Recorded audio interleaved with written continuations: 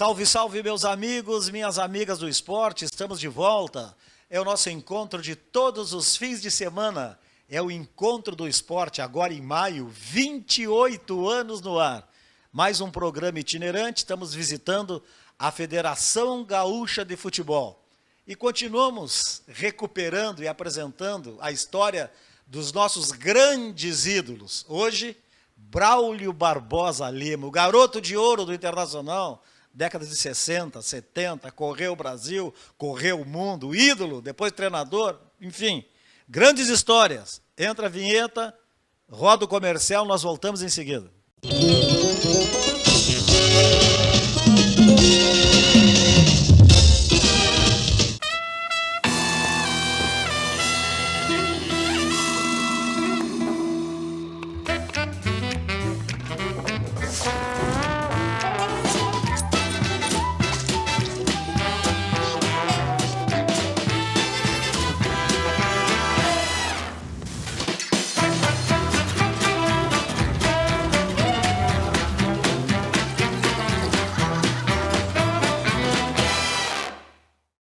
Pablo é um técnico de TI atarefado. Tem que resolver muitos problemas todo dia, o tempo todo.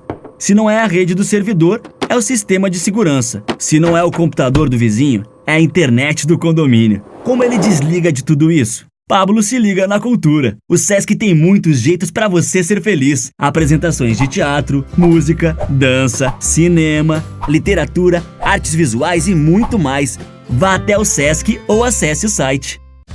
Na Multissom você encontra uma grande variedade de produtos com as melhores opções de pagamento. Temos celulares e smartphones, TVs e caixas de som, instrumentos musicais, os mais variados acessórios, tudo em fotografia, produtos para a sua casa, brinquedos, CDs e DVDs e muito mais. E você ainda pode aproveitar as vantagens do Crédito Fácil Multissom e parcelar suas compras em até 15 vezes. Vá agora até uma de nossas lojas ou acesse www.multissom.com.br. Multissom, sempre perto de você.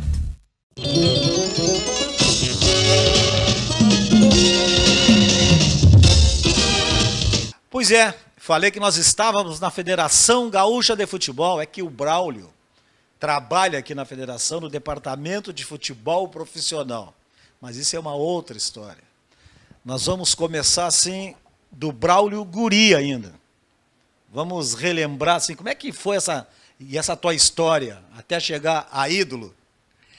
Começou, sempre é um prazer enorme, né? Agora o João está falando em 28 anos, eu digo, meu Deus do céu, nem deu tempo de eu retroagir até menos 70, quando seria 28, 50, não quero nem me lembrar, mas tudo bem. Mas eu comecei, João, no Barão do Amazonas, eu fui para lá, eu sou glorense, nasci na Glória, aí fui para lá com 8 meses, uma vila chamada Bancário, tanto que até hoje nós ainda nos reunimos uma vez por mês, ou duas e tal. Tu tem 2 primos, né? O Life e o Mário Sérgio, que era o nosso parceiro da Barão do Amazonas, ainda são. O Life de vez em quando vai, mas o Mário vai mais seguido nas festas que nós nos reunimos ali da Barão. Fizemos uma turma. Então, eu com 8 anos de idade, por ser arrimo, eu era o mais velho, depois tinha o Ayrton, a Clair, que faleceu, minha irmã, e o Ricardo, que era o menor. Eu tive que ir para o internato. Com 8, 9 anos não tinha como a mamãe, nós ficamos na casa do vô Braulio e da vó Rosaura, fui sorteado, que era o mais velho, para ir para o internato. E eu com 8, 9 anos fui para o internato. Eu já adorava a bola desde... Qual o internato? É o Itaquari, que até o Pontes foi professor, agora Escola Técnica, não me lembro agora o nome, se era Vicente Dutra, uma coisa assim. E aí lá, eu imagino, o cara ficar longe, 8 anos, 9 anos de idade, né, João, longe da mãe. E aí ela disse assim, que tu quer que te dê, filho, aqueles troços e tal. Eu digo, eu quero que tu me leve a minha bola. E aí, eu nem gosto de falar muito. Aí ela levou a minha bola. Então nós estudávamos muito, mas nós tínhamos um período das 11 depois da aula até meio-dia para almoçar, depois nós íamos para o trabalho. Aquele horário, pessoal, ia brincar, ia fazer isso, eu pegava a minha bola, botava embaixo do braço, tinha um muro alto, eu desenhei com giz ali uns números, umas coisas para mim, e eu ficava. Porque a parede te devolve certo, né, João? Né? Tu bate na parede, ela te devolve certo. Se tu bate torto, ela vem torta. Então eu preferia jogar com a parede, que eu falava com ela, e ela me devolvia certo. E assim eu fazia quase 2 horas por dia, João, aquilo lá. Que aquilo ali eu suava, chorava, e a bola era minha parceira. E ali eu fui pegando uma paixão pela bola bárbara. Ficasse quanto tempo no internato? Eu fiquei em 57, 58, que depois eu me apaixonei totalmente, não pelo internato, pela bola, porque em 58 punham assim um alto-falante e nós ficávamos sentados vendo a Copa do Mundo. E eu só ouvia falar em Pelé. Tu te lembra disso? Me lembro tudo. Foi uma história, né, da minha vida, que 57, 58, 59 não deu para aguentar. A mamãe foi me buscar. E aí, em 50, eu ficava nos alto-falantes, né, tal. Então, aí começaram a lançar no cinema, aí nós vimos a Taquari, aquele... Canal 100. Canal 100, é isso aí. Canal 100. Que não era da tua época, era meu, depois foi da tua época. Não, mas eu peguei também. Pegou, né? Antes dos filmes... Tinha os trailers de outros filmes e aí entrava o Canal 100. É isso aí. E aí nós vimos o filme e eu era apaixonado, alucinado por um jogador chamado Didi, que para mim foi um dos maiores jogadores do mundo. Naquela Copa ele foi o melhor jogador. Não dá para dizer quem foi, porque o Pelé e o Garrincha foram. E ele jogava com a 8 e ali, mais ou menos ali. E aí eu com 9, 10 anos do internato já, eu procurava sempre o 8, eu queria sempre a 8, e jogava mais ou menos naquela função ali. Aí fui indo. Tinha time de futebol lá. Tinha um time de futebol. Porque tinha 2 turmas. A turma dos pequenos, que era de 7 a 10 anos, e a turma dos mais adultos, né, que era de 11 anos até 13, que era o internato. Eu jogava na de 13, porque não dava para mim jogar na dos pequenos. Eu falando assim, não é vaidade nem nada, né, João? Só estou dizendo que é a história. Então, já me punham assim na... Aí eu comecei a ser, como é que eu vou chamar atenção, ser sucesso, que nós íamos jogar em Taquari, naquela cidade tudo ao redor, ali fizemos uma seleção, né? Os padres fizeram uma seleção, e aí eu era um sucesso, e por 2 motivos. Primeiro que eu não tinha como colocar, depois me deram, tênis, não tinha dinheiro para comprar chuteira, então eles me deram um tênis, que vinha do outro colega, eu punha, mas com 10, 15 minutos eu olhava para o lado, tirava e jogava de pé descalço. Porque eu não tinha tênis, aí disseram, se me deram esse tênis, se é que eu vou fazer, eu vou guardar para as festinhas, vou jogar de pé descalço. Aí chamava a atenção de todo mundo, João. Aí foi um sucesso bárbaro. Aí eu acabei vindo porque... Mas tu saísse a quem para jogar futebol? Porque teus irmãos, que eu conheço, nunca jogaram nada. Quem é na família que jogou alguma coisa? Olha, até hoje não descobriram, porque papai faleceu muito cedo, teve uma galopante, que foi um efizema pulmonar muito, muito forte, com 28 anos faleceu. Tal. E aí eu tinha um tio chamado Zé Quita, que jogou no Canto do Rio, no Forceluz. Dizem que pode ter sido ali por parte de vovó. Ele era meu tio-avô. Mas hoje, nos meus irmãos, nem nada. Eu acho que além de eu ter o dom, né, eu fui persistente, João. Foi uma necessidade de vida, porque quando eu voltei... Eu posso continuar assim? Aí quando eu voltei para Barão do Amazonas, eu tinha 10 anos, 11, aí eu comecei a... A tua família ficou morando na Vila dos Bancários. Moramos lá por 21 anos. Faleceu quase todo mundo ali.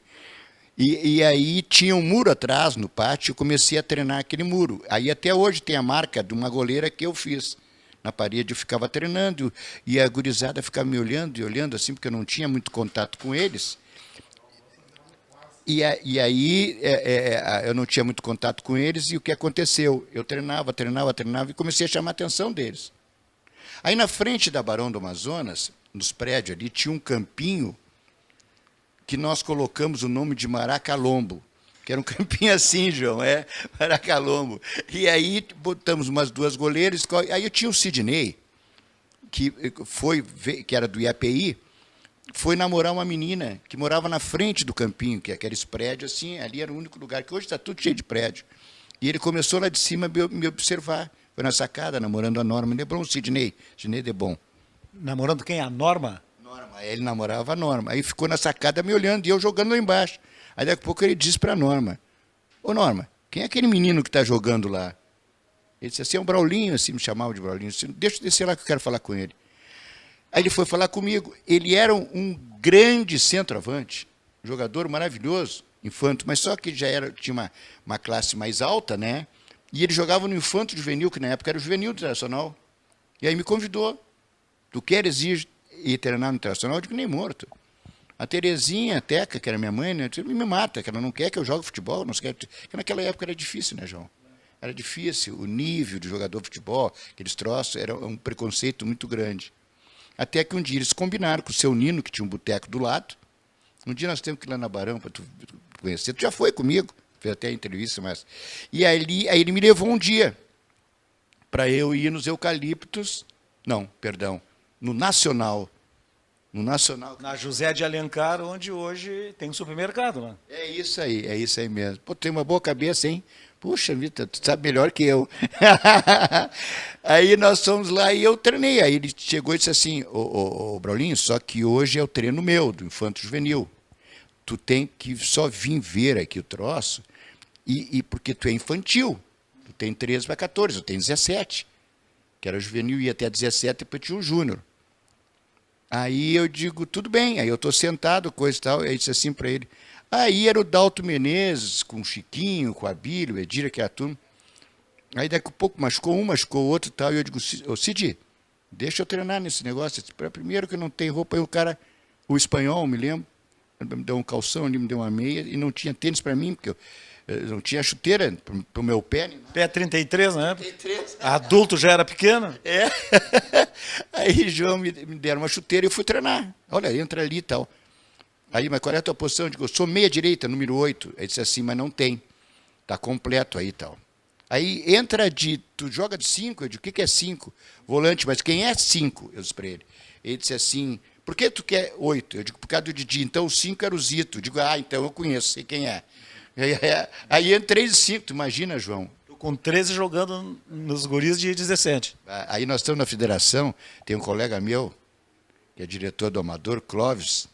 Sabe o que ele diz para mim, João? Todo dia. Que o Tovar gritava para mim, Braulio, volta para marcar. Aí sabe o que eu dizia para ele? Mas nem de táxi. Porque tu imagina, eu morria de fome, né? Sendo 5. Mas como só tinha os 5 ali, lá fui eu jogar como 5. João, a vida e o destino é feito assim, né? Aí o Dalto disse assim, tu vai jogar no Infanto contra esse time aí e tal. Qual é a tua idade? Não, nem Infanto é. É um perigo até te colocar. Eu digo, não, deixa que eu estou acostumado a jogar com os grandes. O meio do campo do outro time, 63, chamava-se Paulo Araújo e Gaspar. Tu imagina, João? Jogavam demais. Paulo Araújo trabalhou na RBS comigo. E o Gaspar está aí jogando ainda. Sensacional, jogador extraordinário. Amigo da bola. Aí disse assim, ó, tu vai jogar com esse rapaz aqui. Na época ele citou, porque hoje se a gente cita é um saco, né, João? Esse negrinho aqui que joga demais, cabeça raspada. Eu digo, como é o nome dele? Ele disse, eu vou te apresentar isso no intervalo. Chorinho, eu digo, muito prazer, Braulio. Diz que o Chorinho se jogava muita bola, né? Demais, demais. E aí teve aquele Infanto já armado, mas machucou um volante, tu imagina? E não tinha ninguém mais para colocar. Eu levantei a mão, jogo eu. E aí entrou Braulio e Chorinho. Aí eu fiquei uns 10 minutos, 15, João. E os caras para lá e para cá e não davam a bola. E eu irritado, porque que é esse guri aí, magrinho, né, com calção grande, e o Cid lá, todo mundo torcendo, né? Aí uma bola saiu no tiro de meta, onde dava para a esquerda nossa, ali do Nacional. Aí eu fui lá no goleiro, Cavaleiro, que depois foi meu goleiro no Juvenil, Cavaleiro, disse assim, me dá essa bola aqui. Eu disse, parei, guri, vai para lá. Eu digo, me dá essa bola. E a marcação nem existia área pequena, área grande, me dá essa bola, todo mundo ficou olhando, ele me deu a bola. Aí eu saí driblando todo mundo. Pam, pam, pam, pam. Maior peladeiro do mundo, né? Dei pro Chorinho, o Chorinho me devolveu, aí eu entrei, tabelei com o Manuel, o irmão do Larry, ele pim para mim, eu fiz assim, driblei o Guaporé, entrei com bola e tudo. Aí os caras ficaram tudo me olhando, né?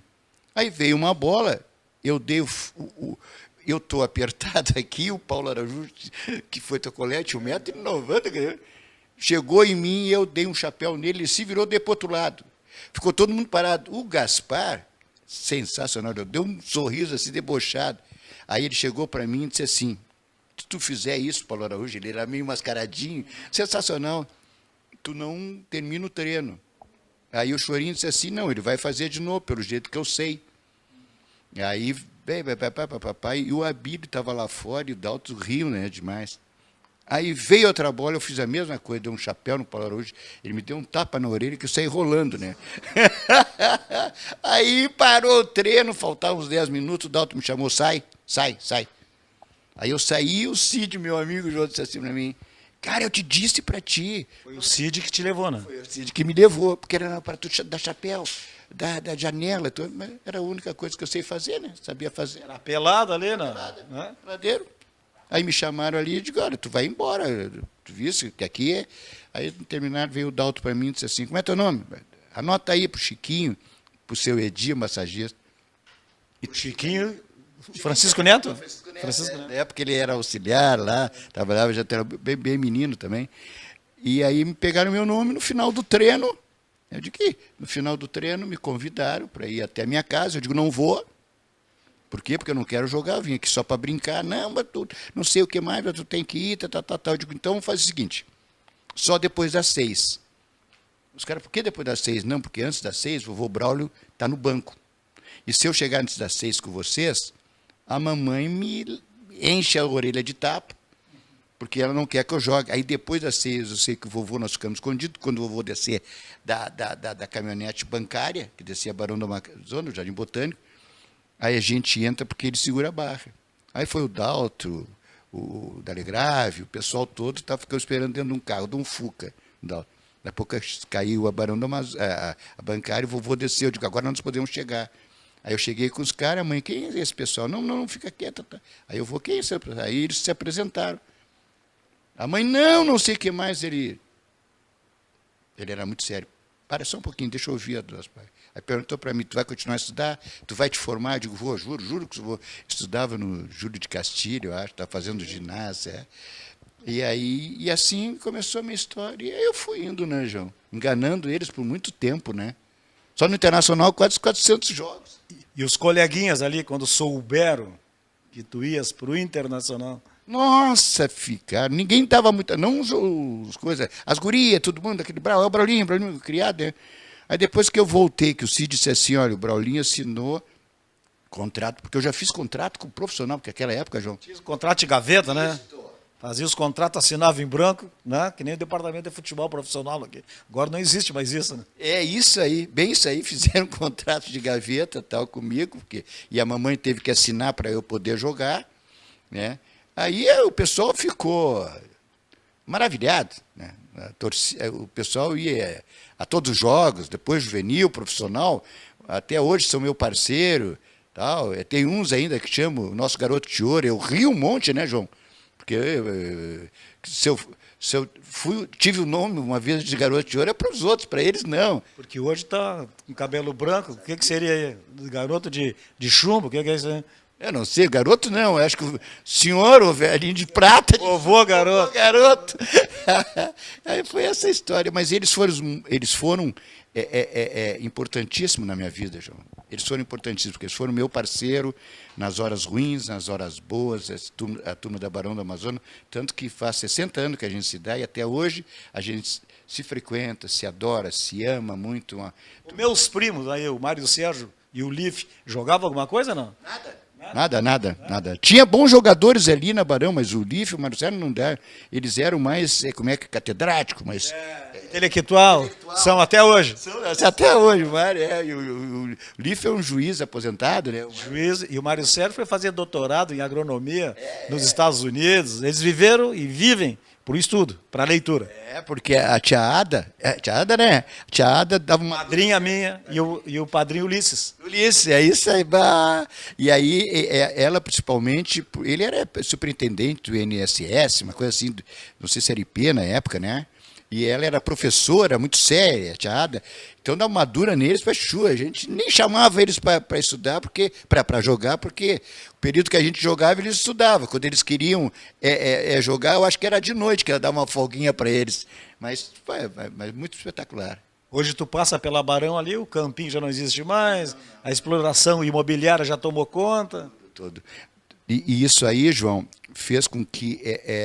desaparecesse, tocou num assunto que é muito importante, e desaparecesse os talentos. É difícil um talento hoje, porque antigamente tinha muitos campos da várzea, hoje não existe mais. Então o talento está indo junto, né? O jogador hoje é mais maquinal, não, muito mais físico, trabalhado, do que realmente com dom. Quantos minutos temos desse primeiro bloco ainda, que é de 12 minutos? Já está com 17? Então vamos fazer um intervalo, então. Nós voltamos em seguida para continuar essa história toda aqui com Braulio Barbosa Lima. Já voltamos.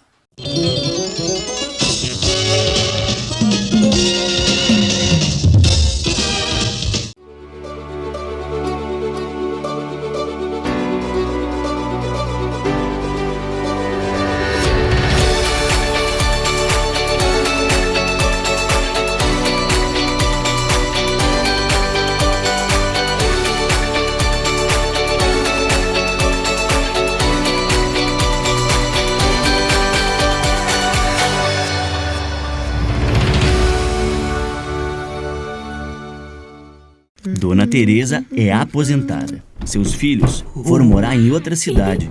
O marido passou dessa para melhor. Nem o Silvestre para em casa. Sabe o que ela faz para espantar a solidão? Música! O Sesc tem muitos jeitos para você ser feliz. O programa Maturidade Ativa é um deles. Grupos de convívio, inclusão social, oficinas e outras atividades para o envelhecimento saudável. Para mais informações, vá até o Sesc da sua região ou acesse o site.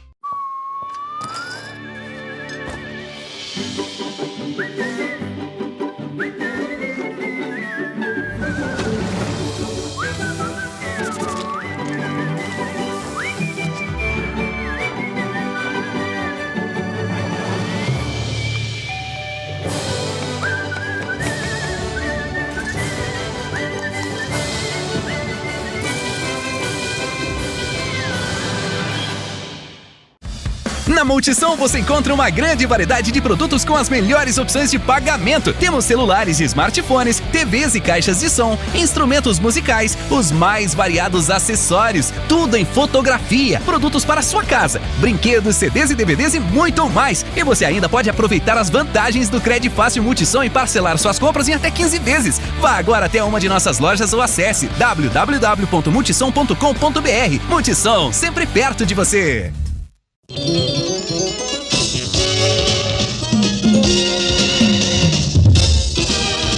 Tá certo, então, vamos embora. Esse bate-papo com Braulio Barbosa Lima.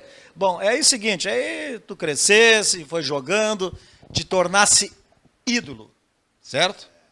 Como ídolo já, famoso na época, tu voltava na Barão do Amazonas, ali nos teus amigos, chegasse a voltar alguma vez no internato, onde tu vivesse aos 8 anos de idade? Sim, no internato foi umas 2 vezes, inclusive uma delas a convite do Bibiano Pontes, meu grande amigo, que quando parou de jogar futebol, ele era de General Câmara, depois foi lecionar em Taquari.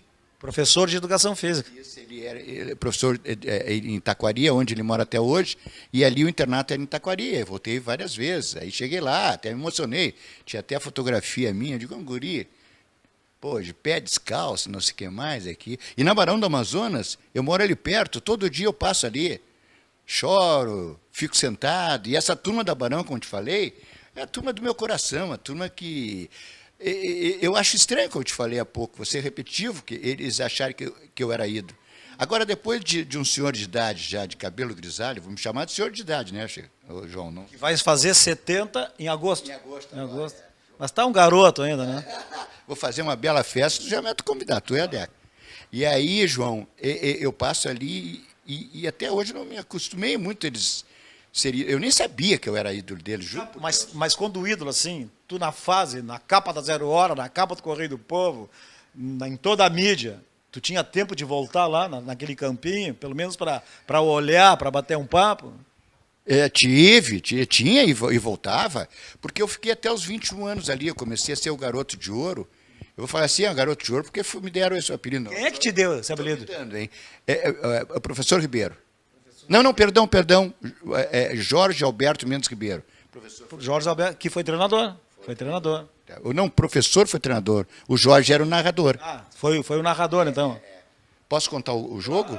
Então, foi em 1966, um jogo contra o Cruzeiro de Minas. O Cruzeiro de Minas com um time maravilhoso. Eu era volante, o professor Ribeiro chegou e me chamou e disse assim, junto com o coronel Juarez de Albuquerque Schneider. Tá.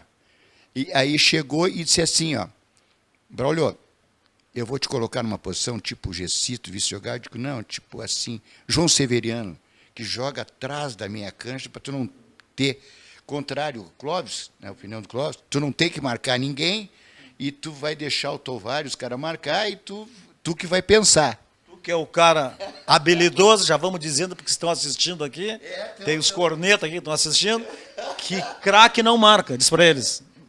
Carrega piano é quem não é habilidoso. E aí eu fui nesse jogo, tu me recorda quando terminar de falar do Beethoven, tá?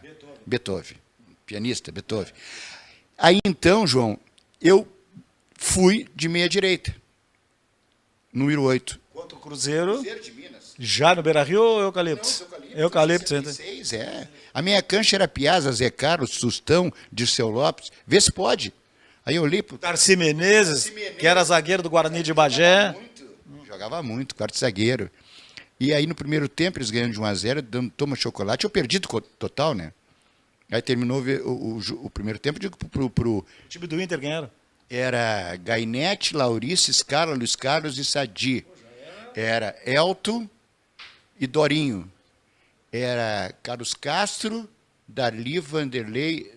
Não, Carlos Castro, Braulio e Davi, parece, o Vanderlei. Davi, cunhado do Pelé. Isso aí. Pô, que cabeça, hein? Ainda bem que tu está sendo entrevistado por ti, tu vai me caminhando. Aí aconteceu esse lance que eu estava de costa, todo mundo queria dizer que era o Procópio, o Cláudio Dani, não, foi o William, que o Procópio não jogou aquele jogo. Até hoje eu me encontro com o Cláudio Dani, ele fica jogando ali na Araribóia, buraco e coisa e tal. Ele olha de cima, eu vou passando para fazer a minha caminhada, ele grita, garoto, não fui eu, hein, não fui eu. Porque aí eu estou de costa, o Elton meteu essa bola para mim no segundo tempo. E aí o William veio e junto com o Cláudio, os dois vieram para mim, né? Porque eu estava já debochando o jogo. Eu dei um chapéu assim, a bola veio para mim, eu dei um toque por cima. Ele ficou parado, não teve tempo nem de me agarrar, eu girei, sem deixar cair no chão, dei um foguete, né? Acertou na veia, na goleira dos eucaliptos, aquela do basquete, ó. Certo? E acertei na forquilha do Raul. Um gol extraordinário, né? Que ninguém tem essa imagem, né? Não tem. Porque quem tinha era o Simbenberg, falecido, e até eu falei com ele na SEG lá, estava na tua mesa. Garbaschi. É Garbaschi. E ele disse que deu... Ângelo Garbaschi que estava lá. Estava lá. E aí ele disse que tinha queimado, tinha pego fogo na TV Piratini na época, né? E queimou isso aí. E aí quem estava fazendo o jogo, narrando, eu não me lembro qual era a emissora, se era Guaíba, Gaúcha, era o Jorge Alberto Mendes Ribeiro, baita narrador. E aí disse assim, nasceu agora aqui o Garoto de Ouro. E aí ficou Garoto de Ouro, Garoto de Ouro. Aí o que aconteceu? Eu voltava na Barão, aí eu vou te contar o que aconteceu. No outro dia, eu entrava na fila de leite, que naquela época eram os leites assim, João? Os litrão, né? E só dava um para cada um. E eu estou na fila, 7 horas da manhã, eu já estava na fila, cheio de gente, frio para caramba. E eu de sandália de dedo, de bermudinha e de coisas e tal. Já o Braulio do Inter. Já o Braulio do Inter, mas eu não estava nem sabendo quem era isso. O que era isso? Aí todo mundo me olhando da Barão do Amazonas, diz, o senhor, não é uma gurizada, né? Porque a gurizada ficava dormindo, eu que ia para a fila do leite, eu era o pobre da turma. Aí eu olhei assim, tinha última hora, tinha quanto, João? Era a última hora, né, o jornal? Aí eu olhei para a última hora e digo, ali, surge o Garoto de Ouro, uma fotografia minha desse tamanho, de ai meu Deus, vou sair da fila, vou embora. Aí entra o cara, o seu Nino, dono do boteco, e diz, olha quem é que está na fila aqui, o nosso Garoto de Ouro, tá. Vocês deixam ele entrar e pegar 2 litros de leite? Os caras, quanto quiser, cada um podia pegar só 2. Nós éramos uma turma de quase 10 em casa, tudo tudo parecia um terreno mamão, né, João? E eu entrei na fila e peguei os troços de leite e tal, levei para casa, a mãe, ô Braulinho, como é que tu veio com 4 garrafas de leite? Não, mãe, os caras disseram que não sei o que eu sou Garoto de Ouro, me disseram que eu não estou entendendo, entendendo nada, mas aí deixaram entrar na fila e pegar, só que a senhora pede para o vô Braulio como pegar um jornal aí, que não lembro nem o nome, não sabia nem o nome, que aparece uma fotografia. E ele assinava o Correio do Povo. No Correio do Povo ele está sentado e olhou também a fotografia. Terezinha, olha a fotografia do guri. Aí ficou, né, João? Aí o que aconteceu? Eu fui treinar, os jogadores tudo me abraçavam, me beijavam e coisa e tal. Folga, sauna. Eu digo, eu não vou fazer sauna, eu não sei nem o que é sauna. Eu vou para casa. Aí voltei para casa. E nós tínhamos no pátio uma mesa grande de botão. Eu falei em casa, botei minha sandália de dedo, meu short, estou no pátio jogando com Boroca, com Cid, com Careca, Lífes, pessoal tudo, nós jogando botão. Aí veio o pessoal da televisão e disse assim, nós queríamos falar com o Braulinho para entrevistar, que ele não acha. É aquele moreninho ali, porque eu era queimado sol. Ele disse, não, nós queríamos falar com o Braulinho, Braulio, jogador de Internacional, garoto de ouro, que fez gol. É aquele ali. Aí os caras vieram todos confiados, né? Então, o Braulio, eu digo, eu sou o Braulio, sim. Mas tu está sabendo do garoto de ouro? Eu digo, não, pai, eu vi no jornal, nós queríamos fazer uma entrevista para Piratini, para isso, para tal. Eu digo, faço. Aí eu chamei toda a turma e fiz uma entrevista, não sabia nem o que estava acontecendo, João.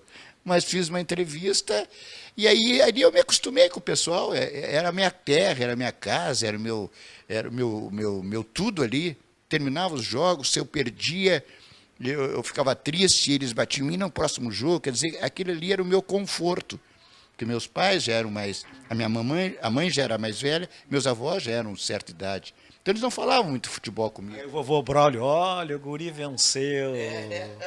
Mas é o seguinte, é por outro bloco. Roda a vinheta, entra em intervalo e nós voltamos com essas histórias maravilhosas que a gente tem resgatado com os nossos grandes ídolos. Ele vai contar uma história fantástica dele e do Cláudio Miro. O Braulio já tinha nome, comprava um carro, o Cláudio Miro ia lá, comprava um igual ou melhor. Aí o Braulio botava a tala larga no carro, o Cláudio Miro ia lá, botava também. Já voltamos aí, fica aí.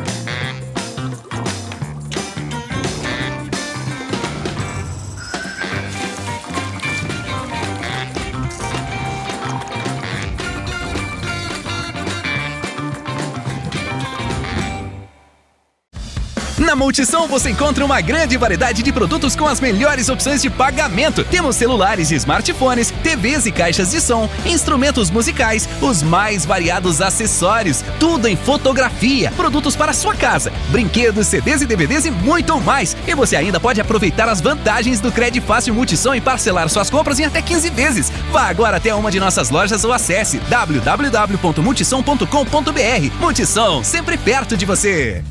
Seu Gonçalo queria que curtissem suas fotos nas redes sociais. Então começou a postar selfie com um sorriso, selfie depois do treino, até selfie da selfie ele já fez. Sabe o que ele mais curte em tanta selfie? Mudar o cenário. O Sesc tem muitos jeitos para você ser feliz. Pacotes turísticos durante o ano todo. Rio de Janeiro, Salvador, Bonito, Caldas Novas, Torres e muito mais. Vá até uma unidade do Sesc ou acesse o site.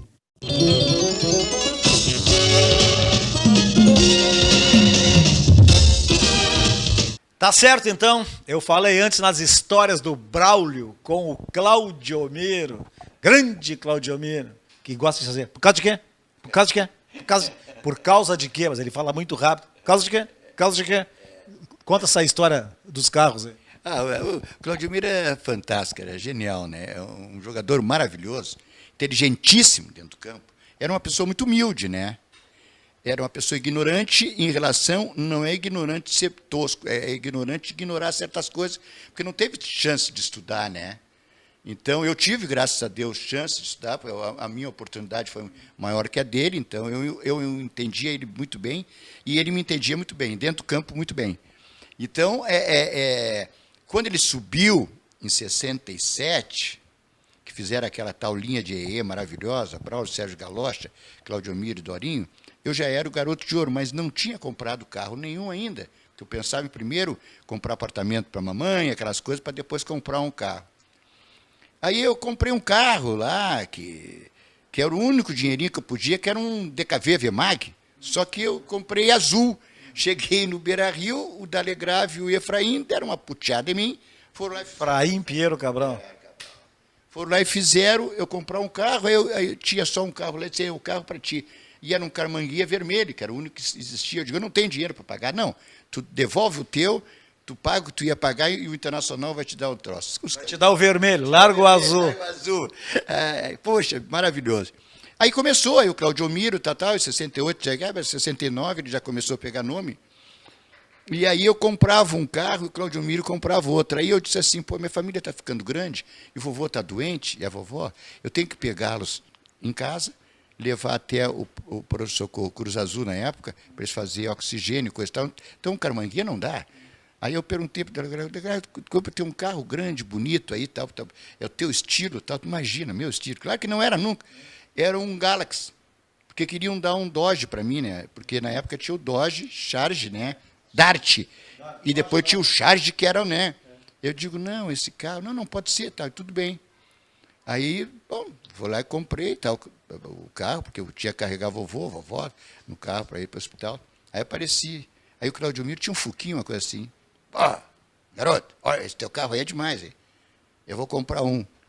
Aí foi lá e comprou, mas ele não veio com Dodge Dart, ele já comprou um Charge. Aí apareceu com aquele Charge preto e vermelho, que era uma coisa de louco. Olha, garoto, esse está batendo o teu. Eu digo, puxa vida, o meu é Dart, eu não sei nem que carro é esse aí. Ele é Dodge também. Eu digo, mas sobrenome, é outra parte, é Dodge. Garoto, não me complica, eu não sei dizer o outro, é Chachache, esse aí. Então, ele não sabia dizer que era Dodge. Aí tudo bem. Aí, pô, foi passando o tempo, apareceu o Corcel GT. Aí eu fui trocar o carro, porque aí vovô já tinha falecido, aquele troço, eu vou comprar o carro. Fui lá e comprei um Corcel GT, amarelo com preto, aquelas coisinhas. Aí ele olhou, pô, esse teu carro aí tá demais, aquele jeito dele. Eu digo, tá mais confortável, porque aqueles carros grandão e tal. Isso de manhã no treino. Aí de tarde, eu estou lá encostando o carro, aparece ele, com Corcel GT, preto e vermelho, igual o meu. Eu digo, olha, só que essa aí tem a larga tala, o teu não tem. Eu digo, que larga tala, cara? O meu tem tala larga. É isso aí, é tala larga.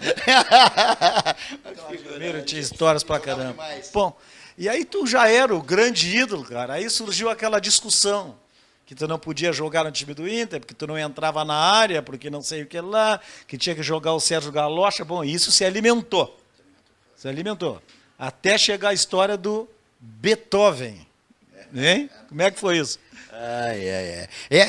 O Clóvis disse para mim aqui, ó, o meu parceiro ali, que ele gosta de jogador craque, mas ele está me enganando até hoje, porque até hoje ele me cobra isso que eu já te falei, né? Tu tem que marcar, porque eu acho, ele disse que tem 50 e poucos anos, mas já está grisalho e tem... É gato? É gato. E eu vou dizer, é gato e ainda é do lado dos mandarim, contra mim. Em seguida nós vamos fazer uma imagem dele ali, para poder mostrar ele.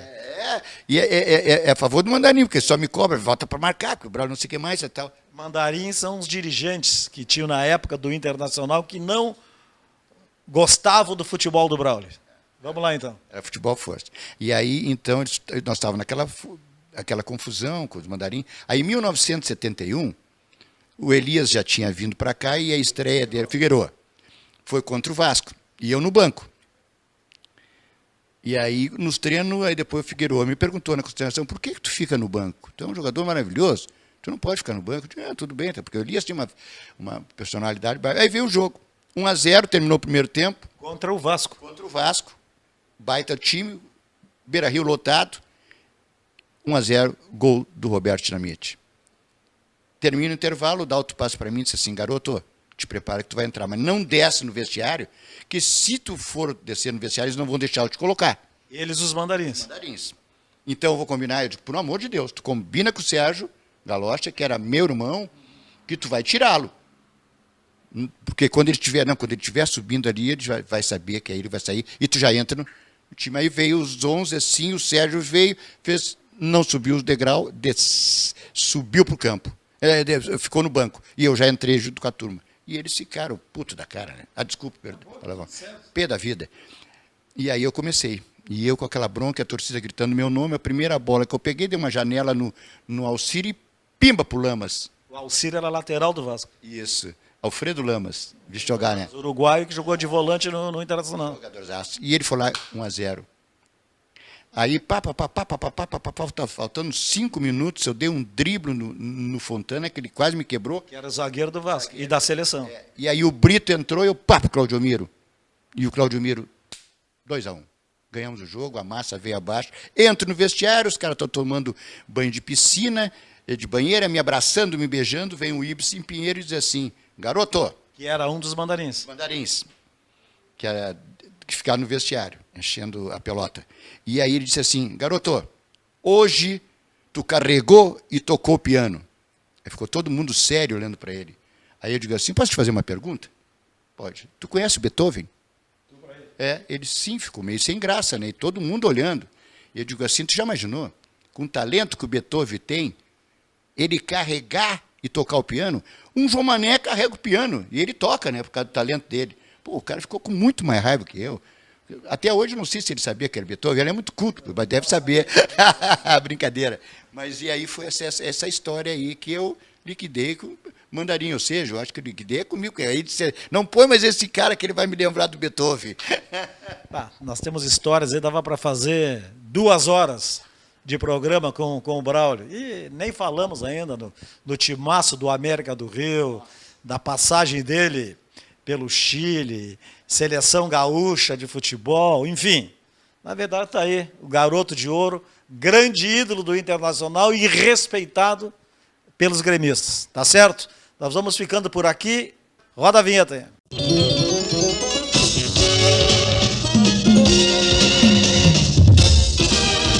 Sofia é filha única e um pouco tímida para conhecer novos amiguinhos. Às vezes, ela se sente sozinha. Sabe o que acontece quando ela fica junto com as outras crianças? Sofia vira a princesa do reino. Saúdem a princesa Sofia! O Sesc tem muitos jeitos para você ser feliz. O projeto Brincando nas Férias é um deles. Diversão para crianças de até 12 anos durante as férias escolares. Para saber mais informações, vá até o Sesc da sua região ou acesse o site.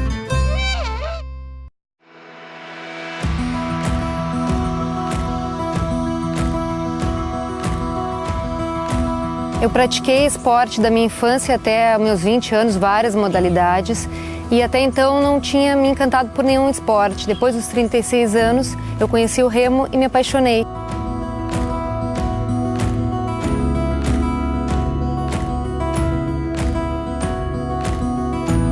Eu pratico natação desde criança, desde 1 ano de idade mais ou menos. Eu tinha problema de respiração, tinha asma, e a natação resolveu completamente. Não tenho nada hoje em dia. Eu acredito que seja muito em função da natação.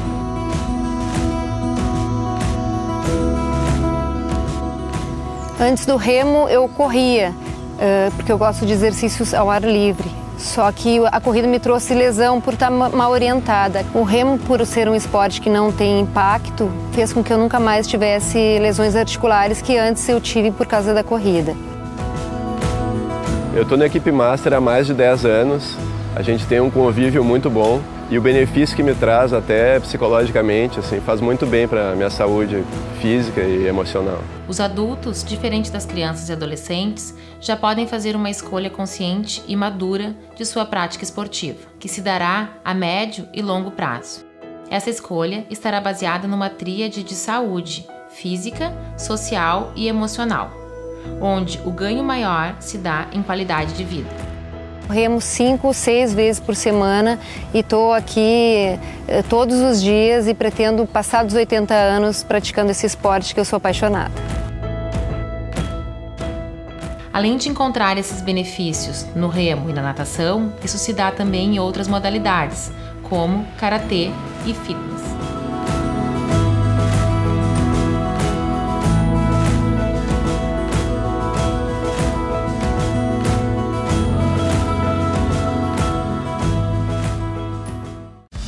Na Multissom você encontra uma grande variedade de produtos com as melhores opções de pagamento. Temos celulares e smartphones, TVs e caixas de som, instrumentos musicais, os mais variados acessórios, tudo em fotografia, produtos para sua casa, brinquedos, CDs e DVDs e muito mais. E você ainda pode aproveitar as vantagens do Crédito Fácil Multissom e parcelar suas compras em até 15 vezes. Vá agora até uma de nossas lojas ou acesse www.multissom.com.br. Multissom, sempre perto de você.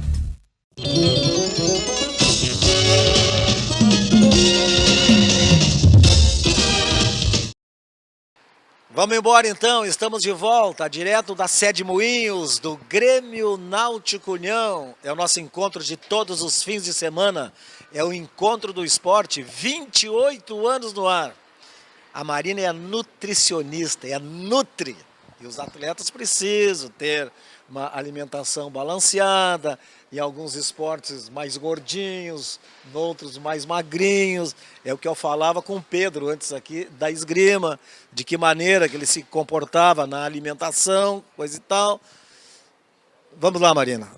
Te especializasse então na Nutri para o esporte, é isso? Sim. Eu tenho curso de especialização em nutrição esportiva e já fui, antes de ser nutricionista aqui do União, eu fui estagiária também. Então, já tinha alguma experiência com o clube, com os atletas do clube. E, então, agora já tenho, assim, esse know-how nessa área. É difícil, assim, convencer o atleta que nem tudo ele pode comer, que é preciso comer salada, que é preciso comer frutas. Como é que funciona essa tua conversa com todos esses segmentos esportivos aqui? Porque há uma diversificação muito grande aqui de esportes. Então, convencer os atletas que eles precisam ter essa alimentação um pouco mais saudável e consumir alguns alimentos que para algumas outras pessoas é bem difícil, é um pouco mais fácil. Não que seja uma tarefa fácil, assim, porque eles são pessoas, assim como nós, mas a gente tem aquela premissa de que aquilo vai ajudar ele a chegar mais longe dentro do esporte. Então, se ele tiver aquela alimentação balanceada, se ele consumir certas vitaminas e certos minerais, isso vai ser o que pode fazer aquele segundo de diferença ou dar aquela energia final em alguma luta, ou enfim, é uma população que a gente consegue ter um manejo mais fácil na hora de introduzir, de insistir que eles tenham algum tipo de alimentação. A gente tem diferentes abordagens. Então, por exemplo, quando o atleta é mais novo, a gente faz com que ele se familiarize com os alimentos. A gente tem estratégias, às vezes, em grupo, às vezes individual, depende muito da pessoa. E quando ele é mais velho, logicamente, daí a gente tem que ser um pouco mais incisivo. Não dá só pra gente ficar querendo, tem que comer porque é bom. A gente tem que, daí, convencer um pouco mais, chegar, bater naquele ponto que eu te falei, então, da parte de que vai fazer a diferença naquele final. Mas funciona mesmo isso? A alimentação para baixar o tempo, para dar mais agilidade? Como é que tu consegue medir isso? Então, tem alguns estudos assim que falam que a alimentação, nessa questão de tempo, ou do final, ela pode ajudar assim, uns 30%, 40%, mais ou menos. Não é que nem a questão estética, que ela ajuda, digamos, quase 90%. Mas, porque tem a questão de o quanto que aquele atleta treina, a genética dele, se ele tem uma genética que favorece ou não para aquele esporte. Então, às vezes, tu vê uma pessoa que treina mal, que se alimenta mal e que vai bem. Mas se ela vai competir com uma pessoa que também tem todos esses pontos a favor e se alimenta bem, então a alimentação sim vai fazer alguma diferença. Então, ela entra como aquele plus, mas que para o esporte de alto rendimento é muito importante. Então, sim, ela faz diferença. Como é que tu faz esse controle do peso? Tu tá de olho ali, coisa e tal, tu vê que não está funcionando muito. Como é que é a abordagem para fazer do atleta para o controle de peso, a balança? Como é que funciona? Isso depende muito de esporte e da categoria de idade, né? Por exemplo, esportes em que a pessoa compete com categorias de peso, como o judô, a gente tem que ter um controle mais em cima. E atletas que, por exemplo, que são já estão na CBJ, a gente tem que ter um controle até de quantos % ele está acima do peso dele. E ele tem uma taxa assim, tu não pode passar disso. Se passar disso, já temos que correr para não ficar em cima de uma competição, para ele ter que baixar de peso. Outros atletas, por exemplo, natação, eles também, quanto mais velhos eles ficam, semanalmente há um controle de peso. E além do controle de peso, a gente também faz o controle de composição corporal. Então, que nem quanto mais especializado esse atleta tá, mais seguido a gente controla essa composição corporal, para caso esteja fora dos parâmetros que a gente julga ok para aquele esporte, a gente já está acionado. Então, a gente faz a avaliação, já é passado para a nutrição. O atleta X está acima, a gente já marca uma consulta e a gente já consegue, então, fazer algumas mudanças que possam melhorar essa condição. Eu não sei se nos esportes aqui ou em algum esporte funciona. O futebol, o atleta não vai para o treino, a primeira coisa que ele faz, ele chega no vestiário, balança, todos os dias. Tá, tem treino às 3 horas, chega lá, balança e tem que, não sei se é o preparador físico que anota, ou ele mesmo que anota, para ter um controle diário da curva que ele consegue fazer. Tem algum esporte, tu fazes isso também, não? Os atletas assim, que lidam com o peso, por exemplo, que nem eu falei, o judô, eles costumam se pesar várias vezes durante o dia e é muito importante para esse atleta que ele conheça o seu peso e conheça a sua variação de peso. Então é importante que ele se pese de manhã, que ele se pese antes do treino, que ele se pese depois do treino, que ele veja quanto que ele perde se está frio, quanto que ele perde se está calor, quanto que ele ganha se ele come muito ou pouco. Então a gente sempre estimula esse tipo de atleta se pesar bastante, porque é um atleta que lida com o peso. Outros atletas, muitas vezes a gente não estimula que se pese tanto, porque às vezes, por exemplo, acaba gerando um certo transtorno. Então, às vezes a pessoa fica muito preocupada com aquele peso e acha que engordou se depois do almoço aumentou 500 gramas. E daí isso às vezes acaba gerando algum transtorno alimentar, que é muito comum nos esportes. Então, dependendo do esporte, a gente estimula e a gente controla sim o peso, mas outros a gente tem um controle assim um pouco mais espaçado para que também a pessoa não fique psicologicamente afetada com essa questão do peso. Mesmo o atleta que não tem tendência a ganhar peso, ele tem que estar dentro dessa tua lógica da alimentação, ou ele está liberado para comer o que quiser porque ele não ganha peso? Na verdade, a nutrição esportiva, né, óbvio que, como toda a nutrição, a gente sempre também está muito associado a essa parte de perda de peso ou ganho de peso. Mas a gente tem muitas outras variáveis que a gente pode auxiliar o atleta, então não só na questão de peso, mas, por exemplo, assim, a pessoa pode não ter tendência a ganhar peso, então ela acaba consumindo muitos alimentos que não são saudáveis e isso faz com que o rendimento dela dentro da piscina ou dentro do campo, acabe caindo, porque o tipo de alimento que ela come não está correto, ou porque falta algum nutriente, ou porque algum nutriente está em excesso. Então, na verdade, a gente tem, sim, essa preocupação quanto ao peso e quanto a pessoa estar com uma composição favorável, mas o tipo de alimento vai influenciar muito a performance dela, tanto nos treinos quanto nas competições. Então, a gente tem que estar sempre cuidando, mesmo se essa pessoa não tenha tendência para ganhar peso ou mudar de composição corporal facilmente. Tu falasse uma coisa importante ali atrás e eu fiquei pensando da maneira, da cabeça do atleta que acha que, bom, eu treinei das 8 às 11, tomei o banho, almocei, mas o almoço já ganhei o peso de novo. Como é que se tem um controle disso? Na verdade, assim, a gente sempre fica tentando conversar com eles e explicar que a gente tem uma flutuabilidade de peso ao longo do dia, então, e que o peso, ele não reflete somente a gordura ou a massa muscular. O nosso peso, se a gente pegar e tomar um copo de água, vai mudar o peso, mas a gente não engordou ou emagreceu só por causa daqueles 200 gramas a mais que vão dar na balança. Então a gente tenta sempre fazer abordagens, muitas vezes em grupo a gente faz também e mostra, olha, vocês tomaram a água, o pessoal se pesa e vê isso, aumentou o peso, aumentou a gordura? Não, aumentou só aquele peso da balança. Eu comi alguma coisa muito pesada, vai aumentar aquele peso. Então a gente sempre tenta educar eles para eles entenderem também que o peso não é só gordura ou só massa muscular, o peso ele é exatamente. Sabe que esteve no Grêmio aqui, na seleção brasileira, há muitos anos, na Alemanha, encerrou a carreira no Palmeiras, agora o Zé Roberto.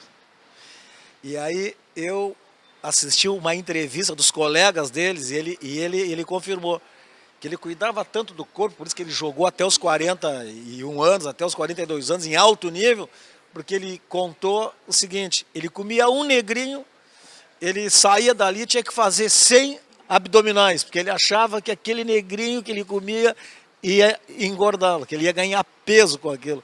Pô, aí já é uma cabeça pensando lá na frente, né? Sim, e até muitas vezes eu assim, acho que o Zé Roberto, para mim, observando ele não tinha nenhum transtorno psicológico, mas isso para mulheres muitas vezes acaba, muito mais do que em homens, gerando assim, a pessoa fica com medo de se alimentar e daí muitas vezes não se alimenta corretamente e acaba tendo umas compulsões, então não come o que é certo porque tem medo que vai engordar, tem medo que arroz e feijão vai engordar ou que batata vai engordar e daí de repente tem uma barra de chocolate, daí come aquela barra inteira, daí fica culpado e daí vai querer gastar aquela barra, só que daí acaba que o desempenho da pessoa vai lá para baixo, porque não conseguiu se educar assim, nutricionalmente, que a gente chama. Marina Branco, nutricionista do Grêmio Náutico União, que cuida dos atletas, um papo muito legal, muito esclarecedor, porque é exatamente isso. O atleta de alto rendimento, ele precisa cuidar do corpo, porque ele depende do corpo. Mas tem aqueles transtornos de cabeça, como a Marina disse. O cara está encucado, comeu um negrinho, comeu um pedaço de torta, ou não come faz 30 dias, né? E aí come e acha que... Bom, é tudo isso aqui que nós falamos. Olha, parabéns pelo teu trabalho aqui e continua de olho nessa rapaziada. Muito obrigada e foi um prazer também falar contigo e participar da tua entrevista. Só para te dizer o seguinte, tá na moda agora, sopa de batata doce, diz que tem caloria muito baixa, é verdade? Não, na verdade a batata doce ela é um alimento muito saudável, assim como vários outros alimentos, mas ela é um alimento que tem bastante carboidratos e que, óbvio, a pessoa pode comer a sopa de batata doce, mas não vai esperar que aquilo vai emagrecer ela ou vai fazer algum milagre quanto a perda de peso. Certo.